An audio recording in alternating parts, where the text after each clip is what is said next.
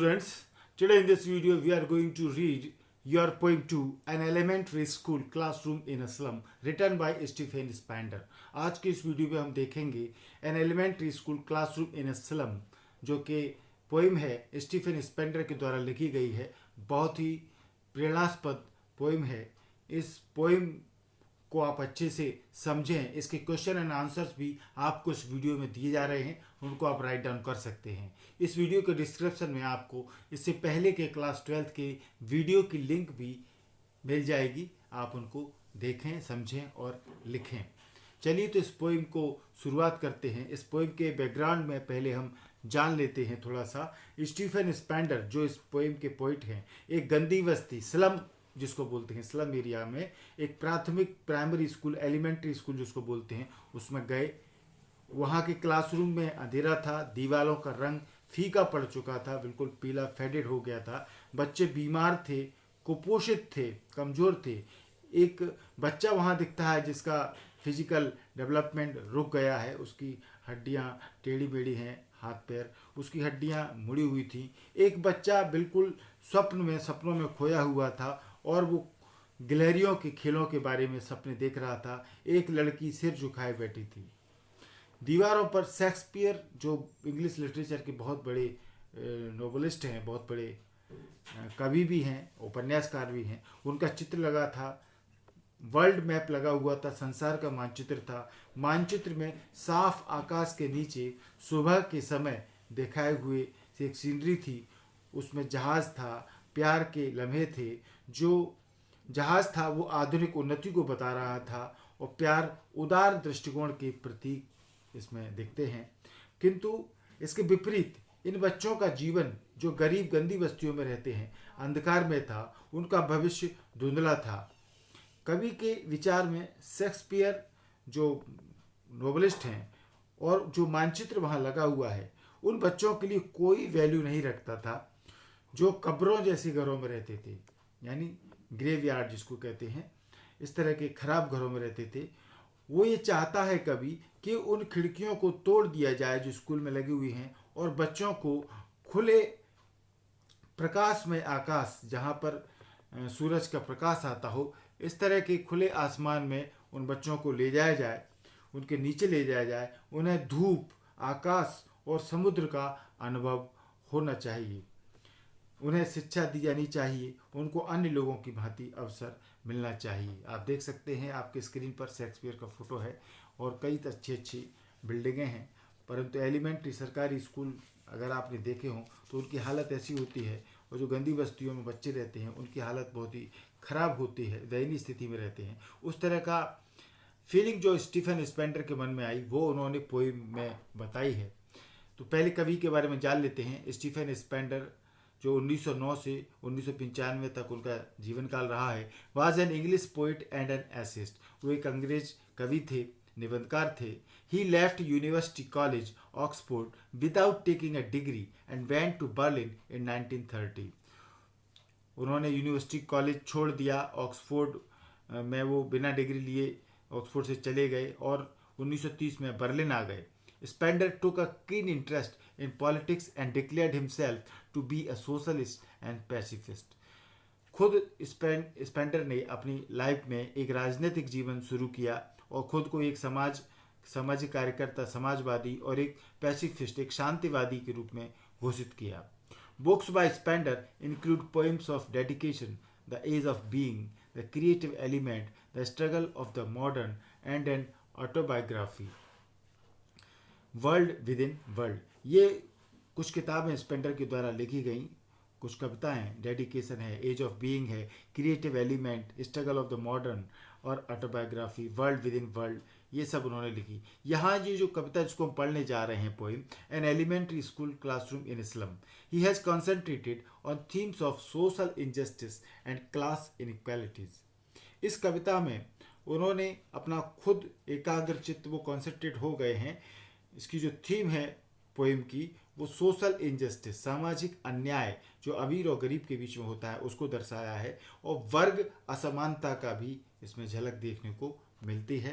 इस पोइम को पढ़ने से पहले एक क्वेश्चन बनता है, जिसका आंसर हम आपको इस वीडियो के आखिर में देंगे।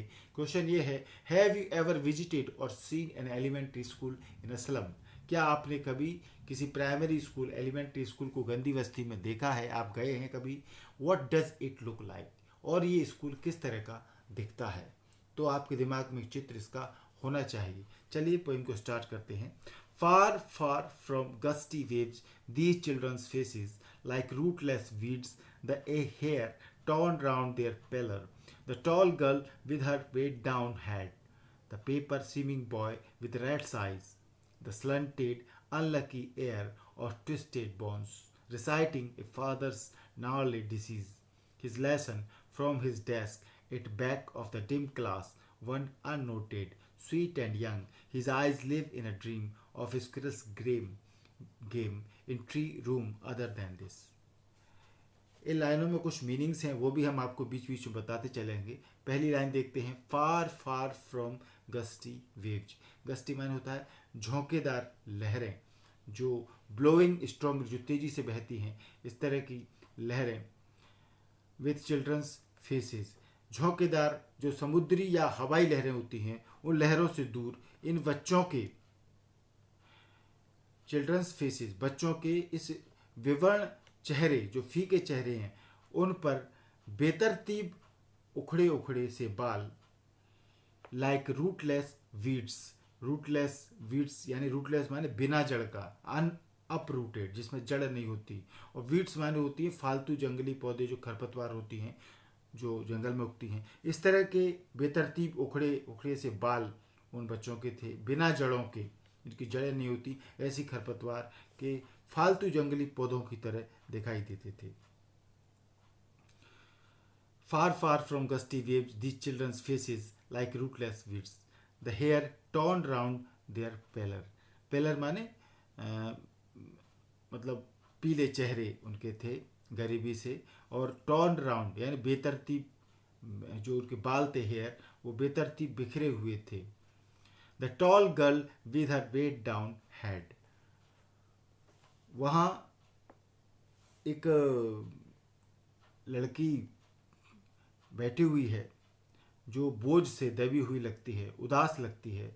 The paper seeming boy with rat's eyes, और एक कागज की तरह दुबला पतला, चूहे जैसी आंखों वाला लड़का, जो अविकसित है, विकसित नहीं हुआ है। द स्टंटेड, स्टंटेड यानी अविकसित, जो पूरी तरीके से विकसित नहीं है। Unlucky heir of twisted bones, जो कि टेढ़ी मेढ़ी हड्डियों का अपने घर का उत्तराधिकारी है, अपने माता पिता को उससे वंशानुगत रूप से ये बीमारी उसको मिली है। गरीबी के कारण अक्सर ऐसी बस्तियों में ऐसे बच्चे देखने को मिलते हैं। रिसाइटिंग ए फादर्स नार्लिड डिसीज, और वो उस समय वहाँ बैठा अपनी डेस्क से अपना लेसन, अपना पाठ नहीं पढ़ रहा है, बल्कि अपने बाप की किसी गांठदार बीमारी, नार्लिड डिसीज, गांठदार बीमारी का सिलसिलेवार वर्णन कर रहा है।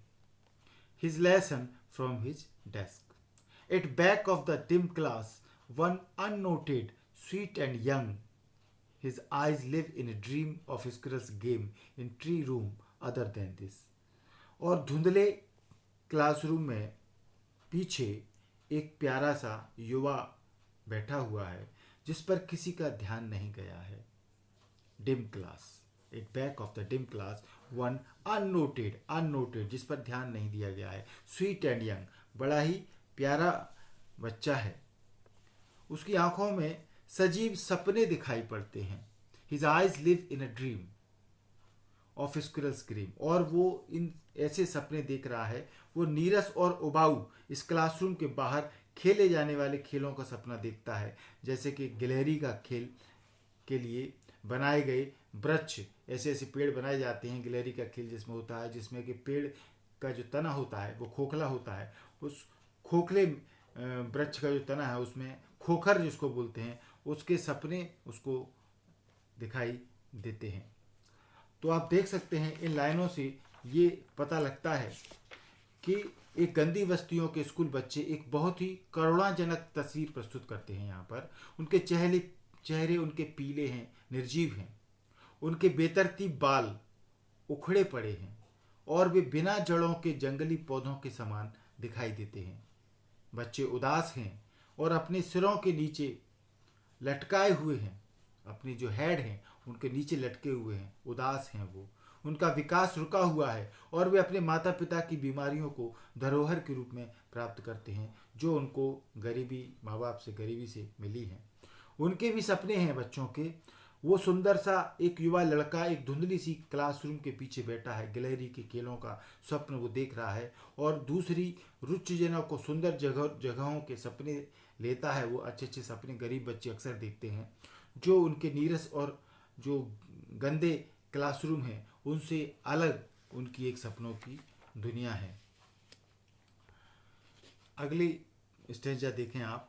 ऑन सोर cream walls donations Shakespeare's had cloudless at dawn, civilized dome riding all cities, veiled flowery Tarlis valley, open-handed map, awarding the world its world, and yet for these children, these windows, not this map, their world, where all their futures painted with a fog, a narrow street sealed in with a lead sky, far, far from rivers, capes, and stars of words.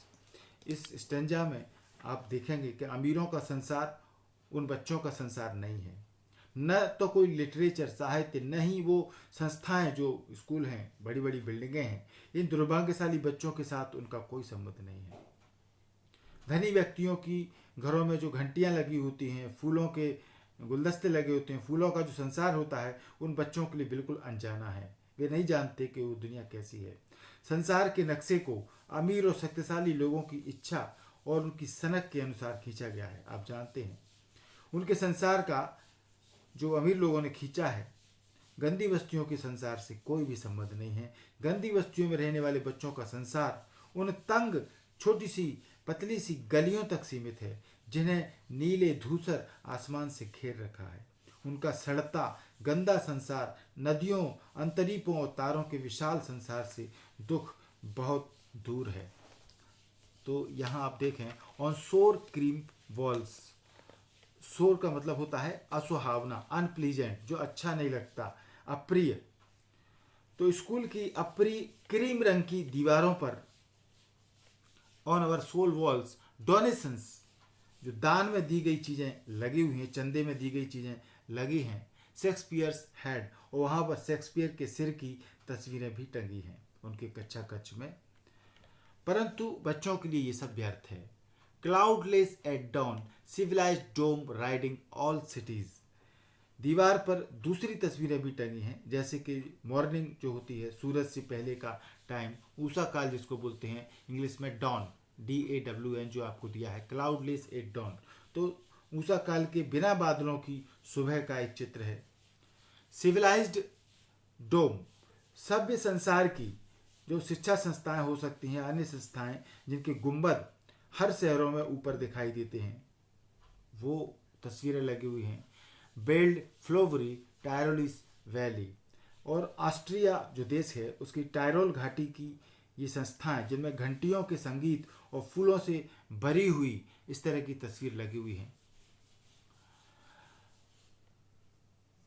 Civilised डोम आप समझ रहे हैं, सभ्य समाज की संस्थाएं, जो बड़े बड़े स्कूल होते हैं। बेल्ड यानी घंटियां रखे हुए, हैविंग बेल्स।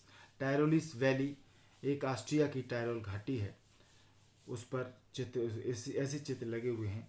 खुले हाथों से इस संसार का नक्शा तैयार किया जा रहा है।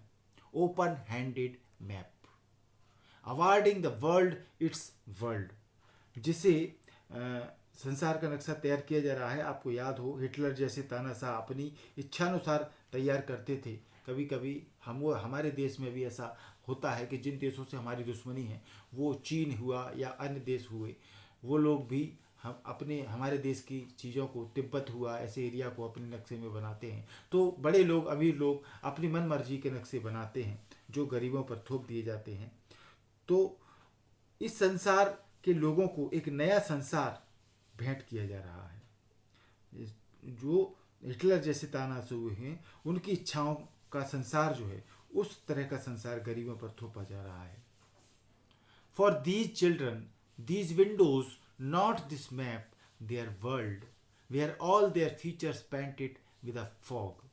लेकिन गंदी बस्ती के इस स्कूल की क्लासरूम कक्षा के इन बच्चों के लिए वह जो अमीरों, विजेताओं और तस्वीरों का संसार है वो उनका अपना नहीं है। उनकी तो ये उनकी कच्चा कच्च की खिड़कियां ही अपनी हैं। जो गरीब बच्चे हैं उनकी तो खिड़कियां ही अपनी हैं, वहीं से झांक करके वो उस दुनिया को बाहर देखते हैं। Children, these windows not this map their world. ये दुनिया उनका नक्शा नहीं है। Where all their features painted with a fog. इस स्कूल के बच्चों का भविष्य कोहरे के ब्रश से पोत दिया गया है, अनिश्चितता के ब्रश से पोत दिया गया है। उनका कोई भविष्य नहीं है। A narrow street sealed in with a lead sky. Sealed in माने क्लोज्ड इन यानी बंद कर देना, और लेड स्काई यानी ब्लूइश ग्रे स्काई, जो नीला धूसर आसमान होता है। तो वे बच्चे अपने जीवन की तंग गली में घिर गए हैं। उनको एक इस धूसर नीले आसमान, जिसको लेड स्काई बोला गया है, उसने चारों ओर से घेर लिया है। Far far from rivers, capes and stars of worlds. वे सभी इन गंदी बस्तियों के स्कूल के क्लासरूम के बच्चे इन तंगी और घुटन के शिकार हैं।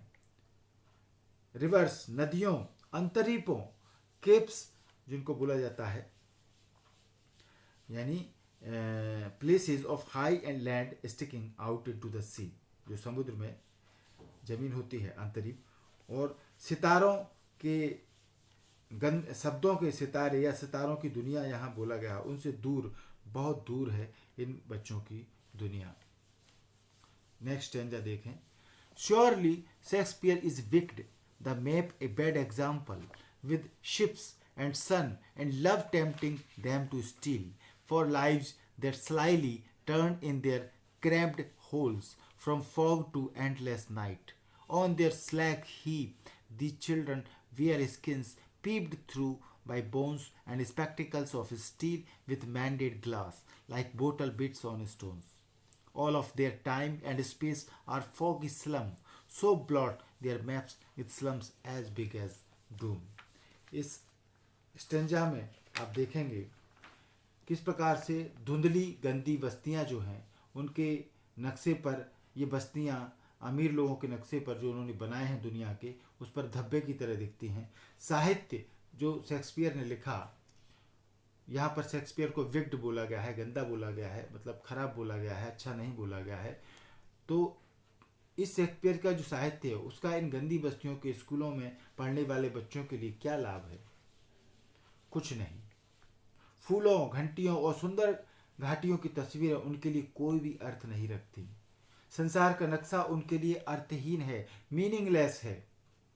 वो अपने में इन तंग गलियों और तंग मांदों को, जो जानवर रहते हैं उनको मांद बोलते हैं जंगल में, छोटी छोटी, उस जैसे उनके घर हैं, उनमें नक्शा इन गंदी बस्तियों को शामिल नहीं करता। उन अमीरों का नक्शा, वो नक्शे पर तो ये धब्बे की तरह दिखते हैं। अमीरों और शक्तिशाली लोगों के संसार में बहुत सी सुंदर चीज़ें हैं। वहाँ जहाज हैं, सूरज की रोशनी है, प्रेम है, प्यार है। वे इन अभागे बच्चों को टेम्पटेड, प्रलोभित करती हैं। लालच में ही रहते हैं ये बच्चे उन चीज़ों को पाने के लिए। वे व्यर्थ में इनको चुराने का प्रयत्न करते हैं।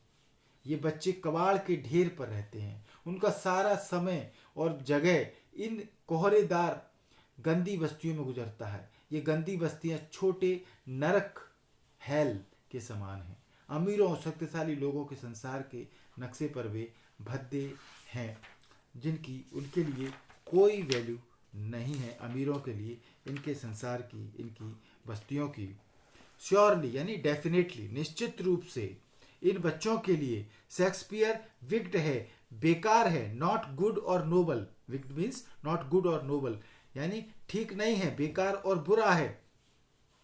ये संसार का नक्शा भी उनके लिए एक बुरा उदाहरण है।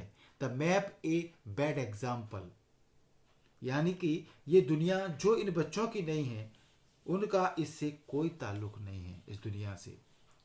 With ships and sun and love tempting them to steal. जहाज हुआ, सूर्य की गर्मी, रोशनी और इंसानी प्यार से भरी ये दुनिया, उनको इन सभी बढ़िया चीज़ें जो भी दिखती हैं, चुराने के लिए प्रलोभित करती हैं। स्टील यानी चुराना, टेम्पटिंग माने प्रलोभित करना, लालच देना। For lives that slyly turn in their cramped holes from fog to endless night, on their slag heap these children wear skins peeped through by bones and spectacles of steel with mended glass, like bottle bits on stones. कोहरे से अनंत अंधेरी रात तक, यानी कि जीवन के शुरू से और मृत्यु होने तक, यहाँ ये मतलब है कोहरे से अनंत अंधेरी रात तक, from fog to endless night. उन बच्चों का जीवन चुपके से, स्लाइली, धीरे से, चुपके से, उनकी तंग मांदों में, तंग मांदे यानी कि जो उनकी क्रैम्प्ड होल्स हैं, छोटे छोटे झोंपड़पट्टी हैं, घर हैं, आकर के घिर जाता है। उनकी दुनिया तो इन छोटे से घरों में ही है। छोड़े हुए कबाड़ के ढेरों पर बैठे इन बच्चों की खालों में से हड्डियां बाहर झांक रही हैं। ऑन देयर स्लैग हीप माने बिल्कुल झांकना, घिर जाना, जो हीप माने ढेर हैं, जो कबाड़ के घेर हैं, गुप्त रूप से बनाए गए हैं। These children wear skins peeped through यानी झांकना, बाय बोन्स, तो हड्डियों से बाहर झांक रही हैं इन बच्चों की खालें, स्किन्स जो हैं, और वे पैबंद लगे शीशों से जड़े स्टील के चश्मे पहने ऐसे लगते हैं जैसे पत्थरों पर बोतलों के टूटे हुए टुकड़े, like bottle bits on stones. All of their time and space are foggy slum. Foggy यानी कोहरेदार, स्लम माने गंदी बस्तियां। उनका सारा समय और जगह इन्हीं नरक जैसी कोहरेदार गंदी बस्तियों से गुजरता है। So blot their maps with slums as big as doom. Blot यानी होता है कलंक, their maps यानी अमीरों का स्थान या अमीरों के नक्शे, और doom यानी होती है नरक। तो ये बस्तियां उन महत्वपूर्ण लोग जो हुए हैं, उन लोगों के बनाए हुए नक्शे, जो जिनका अलग अलग संसार है, उन नक्शों का, उसको कलंकित कर देती हैं। इसलिए उनकी जो मानचित्र हैं उनको महाकाल जैसे बड़े विनाश के लिए बताई गई हैं। नेक्स्ट स्टेंजा देखें। Unless governor, inspector, visitor, this map becomes their window, and these windows that shut upon their lives like catacombs break open till they break the town and show the children to green fields and make their world run azure on gold sands and let their tongues run naked into books, the white and green leaves open history there whose language is the sun. यहाँ पर इसमें देखें कि भद्दी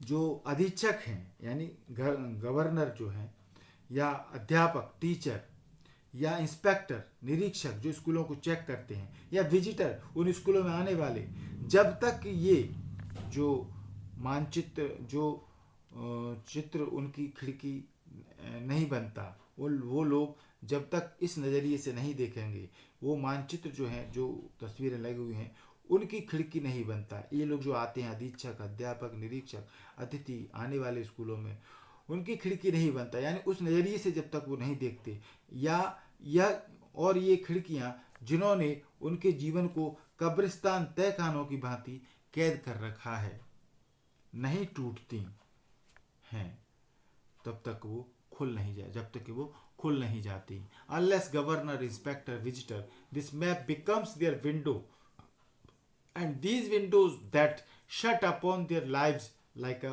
catacombs break open till they break the town and show the children to green fields and make their world. कवि की इच्छा है कि इस नगर को तोड़ दो और बच्चों को हरे खेतों में ले जाओ, उनका संसार सुनहरी रेत पर नीले समुद्र की भांति उन बच्चों को चलाओ। Run azure on gold sands and let their tongues, और उनकी जुबान, टंग्स जो है, run naked into books, the white and green leaves open, किताबों में खुल करके घूमे, उनकी जुबान पढ़े उन किताबों में क्या लिखा है, रोशनी में आए, खुले में आए, और हर सफ़ेद पन्ने खुलें। The white and green leaves open. जो भी सफ़ेद हरे पन्ने हैं वो सब खुलें। इतिहास उनका होता है। History theirs whose language is the sun. जिसकी भाषा सूर्य होती है, यानी जहाँ ज्ञान होता है यही उनकी भाषा होती है। तो यहाँ कहने का मतलब है गवर्नर, शिक्षक, निरीक्षक, आगंतुक, तुम सभी, कभी कहता है अपने संसार के नक्शे को इन बच्चों के संसार का नक्शा का हिस्सा बना दो। ऐसा कर दो कि ये अपनी खिड़कियों में से इसमें झांक कर देख सकें, और ये खिड़कियां जो वातावरण और अलग अलग सिचुएशंस हैं जो उनके जीवन के विकास को तय खाने की कब्रों की तरह बंद कर देती हैं, उन्हें तोड़कर खोल दिया जाए। शहर के सारे बंधनों को तोड़कर इन बच्चों को बाहर के हरे खेतों के दर्शन कराएं। उनके संसार का सुनहरी रेत पर नीली नीली समुद्री लहरों तक विस्तार कर दें। यानी जो स्कूल के बच्चे हैं, गरीब बच्चे, उनको दुनिया विजिट कराने की बात, बाहर ले जाने की बात यहाँ कवि करता है। उनकी गरीब बच्चों की जुबान की पहुंच बेरोक टोक ज्ञान के सफ़ेद और हरे प्रश्नों तक पहुंचे, और ज्ञान के द्वार उनके लिए खुल जाएं। इतिहास उन्हीं लोगों का है जिनकी भाषा में सूर्य की ऊष्मा और शक्ति है। यहाँ ये कवि के कहने का मतलब है, वो ये चाहता है कि सभी गवर्नर, शिक्षक और दूसरे जिम्मेदार व्यक्ति जो स्कूलों में आते हैं, इन बच्चों के प्रति एक उनका कर्तव्य है। वे अपना अपना आरामदायक संसार नहीं रख सकते। ये लोग दो अलग अलग और दूर के संसार हैं। उनकी दूरी पाटनी होगी, अमीर और गरीब की दूरी को पाटना होगा। जो भी बंधन इन गंदी बस्तियों में रहने वाले बच्चों के विकास को रोकता या बांधता है, उसे तोड़ना होगा। उनका संसार केवल तंग गलियों और तंग मादों तक सीमित नहीं होगा। उनके संसार का नीले समुद्र के सुनहरी समुद्री तट तक विस्तार करना होगा। उन्हें जैसा कि वे बच्चे चाहते हैं एक्सप्रेशन की पूर्ण स्वतंत्रता देनी होगी। जो वो कहना चाहते हैं सुनना पड़ेगा उनकी बात को। ज्ञान पृष्ठों को जो नॉलेज के हैं, सूर्य की रोशनी से ज्ञान मिलता है, उनके लिए खोल देना चाहिए, खिड़कियों को खोल देना चाहिए। केवल वे लोग इतिहास रचते हैं जो सूर्य की गर्मी और शक्ति का समावेश करते हैं। तो आपको पोएम समझ में आई होगी। चलिए इसके क्वेश्चन आंसर को देखते हैं। थिंक इट आउट के ऑप्शन में जो क्वेश्चन है, इसमें पहले आपके लिए MCQ मल्टीपल चॉइस क्वेश्चंस हैं। Tick the item which best answer the following. आपको टिक करना है जो भी उत्तर सही है उस पर। तो पहला है the tall girl with her head weighed down means the girl. जो लड़की सिर झुकाए हुए, लंबी लड़की परेशान है, तो वो 3 ऑप्शन है, इसमें कौन सा सही है। इज इल एंड एग्जॉस्टेड, बीमार है, थकी हुई है। Has her head bent with shame, या शर्म से उसका सिर झुका हुआ है। हैज अनटिडी हेयर, गंदे बाल हैं उसका। तो इसका राइट आंसर है is ill and exhausted. Second है B the paper seeming boy with rat's eyes means the boy is. जो दुबला पतला कागज जैसा पतला लड़का है, चूहे जैसी आंखों वाला, वो लड़का क्या है। तो 3 ऑप्शन है sly and secretive, thin, hungry and weak, unpleasant looking. तो यहाँ राइट आंसर है थिन, हंग्री एंड वीक। वो बच्चा पतला है, भूखा है, कमजोर है। थर्ड है the slanted unlucky heir of twisted bones. जो अभागा बच्चा है, अविकसित बच्चा है, जिसके टेढ़ी मेढ़ी हड्डियां हैं। हैज़ एन इनहेरिटेड डिसेबिलिटी व शॉर्ट एंड बोनी। तो कौन सा आंसर है इसमें सही। तो वो इसकी पोजीशन उसकी इसलिए है हैज़ एन इनहेरिटेड डिसेबिलिटी, उसको अपने पिता से ये तरह की बीमारियां, विकलांगता की मिली हुई हैं।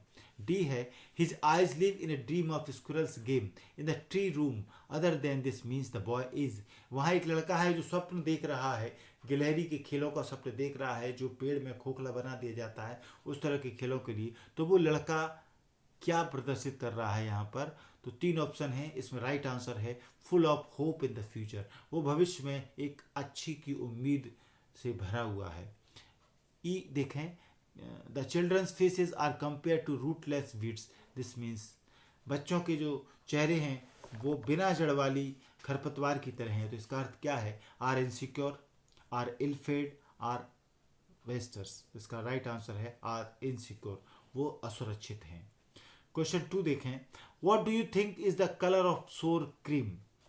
सोर क्रीम जो यहाँ बताया गया है पीला कलर, तो सोर क्रीम से यहाँ आप रंग से क्या अर्थ समझते हैं? Why do you think the poet has use this expression to describe the classroom walls? Classroom की दीवारों को डिस्क्राइब करने के लिए उसने इस तरह का एक्सप्रेशन क्यों इस्तेमाल किया है कवि ने? आंसर देखें। The colour of sour cream is pale and yellow. जो सोर क्रीम होती है उसका कलर होता है पीला येलो जैसा। The poet has use this expression to show the poor and grim environment of the classroom. कवि ने ये एक्सप्रेशन किया है गरीब और कठोर जो वातावरण है उस क्लासरूम का उसका। Instead of bringing cheer to the unhappy existence of the children, these walls add to their misery and dreariness. ये जो माहौल है उन बच्चों के जो दुखी हैं उनके अस्तित्व के लिए खुशी लाने की बजाय ये जो दीवार है क्लासरूम की वो उनकी दुख और नीरसता को और बढ़ा देती हैं। थर्ड क्वेश्चन है the walls of the classroom are decorated with the pictures of Shakespeare, buildings with domes, world maps and beautiful valleys. How do these contrast with the world of these children?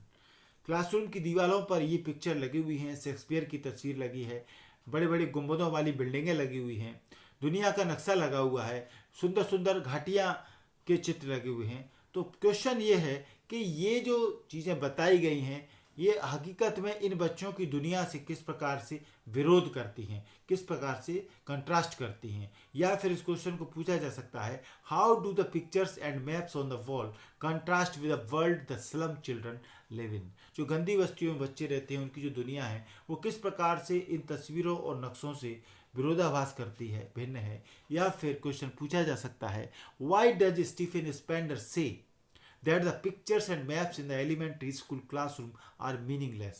Stephen Spender ने जो कहा है कि ये जो तस्वीरें pictures हैं और ये प्राथमिक स्कूल के जो नक्शे हैं क्लासरूम वो मीनिंगलेस हैं, ऐसा क्यों कहा है? आंसर है the pictures that have been put up on the classroom walls depict the civilised world. जो तस्वीरें क्लासरूम की दीवारों पर लगी हुई हैं वो एक सभ्य दुनिया को प्रदर्शित करती हैं। डिपिक्ट माने दर्शाना, प्रदर्शित करना। शेक्सपियर की तस्वीर जो लगी है symbolises the study of literature, वो एक साहित्य का प्रतीक है। Buildings with domes stand for power and riches. बिल्डिंगों पर जो गुंबद लगे हुए हैं ऐसी बिल्डिंगों की जो तस्वीर है वो शक्तिशाली और अमीर लोगों को व्यक्त करती है। द वर्ल्ड मैप्स और दुनिया का जो नक्शा है represent the world outside and ये बाहर की दुनिया को प्रदर्शित करता है, इन बच्चों की दुनिया से इसका कोई संबंध नहीं है। एंड ब्यूटीफुल वैलीज और सुंदर जो घाटियां हैं refer to nature's beauty and bounty. ये जो घाटियां हैं, सीनरी हैं, ये प्रकृति की सुंदर और उदार प्रवृत्ति को बताती हैं जो इन बच्चों की इस गंदी बस्तियों से इसका कोई संबंध नहीं है। All this stands in sharp contrast to the dingy, dismal and gloomy atmosphere in which these slum children live. ये जो सभी तस्वीरें यहाँ लगी हुई हैं ये धुंधले, निराशाजनक और उदास जो वातावरण है इन बच्चों का जिसमें कि ये रहते हैं इन गंदी बस्तियों में, उसके खिलाफ एक तेज विरोधाभास दिखाती हैं। अगला क्वेश्चन देखें, question 4। What does the poet want for the children of the slums? कवि गंदी बस्तियों के बच्चों से क्या चाहता है? How can their life be made to change? उनका जीवन कैसे बदल सकता है? या फिर what does Stephen Spender want for the children of the slums? Stephen Spender जो इस पोएम के पोइट हैं वो इन गंदी बस्तियों के बच्चों के लिए क्या चाहते हैं? How can their life change? उनका जीवन कैसे बदल सकता है? What does the poet wish for the children of the slums? कवि की गंदी बस्तियों के बच्चों के लिए क्या इच्छा है? या फिर what does Stephen Spender want to be done for the children of the school in slum? Stephen Spender इन गंदी बस्ती के बच्चों के लिए क्या चाहते हैं? या फिर what message does Stephen Spender convey through the poem an elementary school classroom in slum? ये जो टाइटल है आपकी पोएम का, इसमें स्टीफन स्पेंडर इस कविता के जरिए क्या संदेश देना चाहते हैं? अलग अलग तरीके से इस क्वेश्चन को पूछा जा सकता है। चलिए आंसर देखते हैं। Stephen Spender wants freedom from a life of hunger and misery for the poor children. Stephen Spender इन गरीब बच्चों के लिए चाहते हैं कि उनका जो हंगर, भूख वाला और उदासी वाला जो जीवन है उससे स्वतंत्रता मिल जाए, फ्रीडम मिल जाए उन बच्चों को। ही wishes that the children should be provided with quality education. उनकी इच्छा है कि इन बच्चों को एक उच्च क्वालिटी की शिक्षा उपलब्ध होनी चाहिए। They should be brought out from their filthy surroundings into the comforting lap of beautiful nature. वो चाहते हैं कि इन बच्चों को इस फिल्दी सराउंडिंग्स, जो गंदा वातावरण है, उससे हटा करके एक प्रकृति के सुंदर गोद के वातावरण में, प्रकृति के सुंदर जो गोद है उसमें आराम से उनका जीवन बदल जाए। He wants a better future for all of them. कभी उनके लिए सबसे बेहतर भविष्य वो चाहता है। एक्स्ट्रा क्वेश्चन इसमें हैं, एक दो इम्पोर्टेंट हैं, आते रहे हैं, आपके सीबीएसई में भी आते रहे हैं, तो एमपी बोर्ड के लिए भी इम्पोर्टेंट है ये क्वेश्चन। देखें, why does Spender call Shakespeare wicked and the map of a bad example. जो कवि है स्पेंडर, वो शेक्सपियर को बुरा क्यों कहते हैं और दुनिया का जो नक्शा है उसको एक बुरा उदाहरण के तौर पर क्यों मानते हैं। आंसर है, Shakespeare has been described as wicked. Shakespeare को बुरा वर्णित किया गया है कवि ने यहाँ पर, because his works have no meaning for these poor children. क्योंकि उसके जो साहित्य की रचनाएं हैं, जो काम उसने किए हैं, उनका इन बच्चों, गरीब बच्चों के लिए कोई मतलब, कोई अर्थ नहीं है। The slum schools hardly provide any literary training. और इन गंदी बस्तियों में साहित्य की तो कोई शिक्षा या पढ़ाई ट्रेनिंग दी ही नहीं जाती है, मुश्किल से ही उपलब्ध हो पाती है। The children probably haven't even heard his name. इन बच्चों ने तो कभी शेक्सपियर का नाम भी संभवतः नहीं सुना हो। The world shown in the map is not there world. दुनिया का नक्शा जो यहाँ लगा हुआ है, वो नक्शा इन बच्चों का नक्शा नहीं है, उनकी दुनिया का नक्शा नहीं है। Their world is confined to the walls of their classroom and the slum in which they live. उनका जो नक्शा है वो कन्फाइंड है, सीमित है उस क्लासरूम की दीवारों तक, उस गंदी बस्तियों के घरों तक जिनमें वो रहते हैं। उनका नक्शा तो वहीं तक सीमित है। क्वेश्चन 2 है, जो हमने शुरुआत में आपको बताया था। इस क्वेश्चन में बिफोर यू पोइम को पढ़ने से पहले एक क्वेश्चन पूछा गया था, have you ever visited or seen an elementary school in a slum. क्या आपने कभी प्राथमिक स्कूल, गंदी बस्तियों का जो होता है, उसमें आपने विजिट की है, आप घूमने गए हैं, देखा है। What does it look like. ये स्कूल कैसे दिखते हैं। तो आंसर देखें, यस। आप लिख सकते हैं, हाँ, I have visited such A school. मैंने ऐसे स्कूल में विजिट की है। It was a government school. ये एक सरकारी स्कूल था। It was in a pitiful state. ये बहुत ही दयनीय स्थिति में था। It did not have even the basic amenities like properly working fans and lights. इसमें जो मूलभूत सुविधाएं होती हैं, अमेनिटीज होती हैं, जैसे कि चलते हुए पंखे या लाइटें, वो नहीं थी। ब्रोकन विंडोज, टूटी हुई खिड़कियां थी। डैमेज डोर्स, टूटे फूटे दरवाजे थे। ब्रोकन बेंचेस, टूटी बेंचेस थी। And dirty walls greeted the students. और गंदी दीवारें जो अक्सर सरकारी स्कूलों में दिखती हैं, वो इन बच्चों का स्वागत करती थी। Many of the teachers did not conduct the classes regularly. और बहुत से टीचर भी इन क्लासेस को नियमित रूप से नहीं लेते, कंडक्ट नहीं करते। Even the washrooms were dirty and without any water. उन स्कूलों के वॉशरूम भी गंदे हैं, पानी नहीं है उनमें। I wonder how the students enrolled there could be motivated to study. और मैं समझता हूँ, मुझे आश्चर्य होता है कि कैसे बच्चों को इस तरह के स्कूलों में पढ़ाई के लिए मोटिवेटेड, प्रोत्साहित कैसे किया जा सकता है एनरोल करके। तो ये एक प्रश्न है। ये वीडियो आपको अच्छा लगा होगा। Thank you. For more videos आपको सब्सक्राइब करना होगा। एमपी इंग्लिश क्लासेस के चैनल को सब्सक्राइब नहीं किया है तो अभी तुरंत सब्सक्राइब करें। सब्सक्राइब लाल कलर से लिखा हुआ दिख रहा होगा आपके में, तो वो टच करने पर इस प्रकार वाइट कलर में बदल जाएगा, यानी चैनल सब्सक्राइब हो चुका है। बेल आइकॉन घंटी को जरूर दबाएं। 3 ऑप्शन आएंगे, इसमें सबसे ऊपर के ऑप्शन ऑल को आप टच करेंगे तो मैं जो भी वीडियो बनाऊंगा वो तुरंत आपके मोबाइल पर नोटिफिकेशन के रूप में पहुंच जाएगा। और इस तरह की video, grammar related video, writing skill related video आपको देखना है तो आप एमपी इंग्लिश क्लासेस की प्लेलिस्ट में जरूर जाएं। आपको सभी तरह के वीडियो देखने को मिल जाएंगे। वीडियो अच्छा लगा हो तो लाइक और शेयर करें। कोई प्रॉब्लम हो तो हमें कमेंट करके जरूर बताएं। Thank you.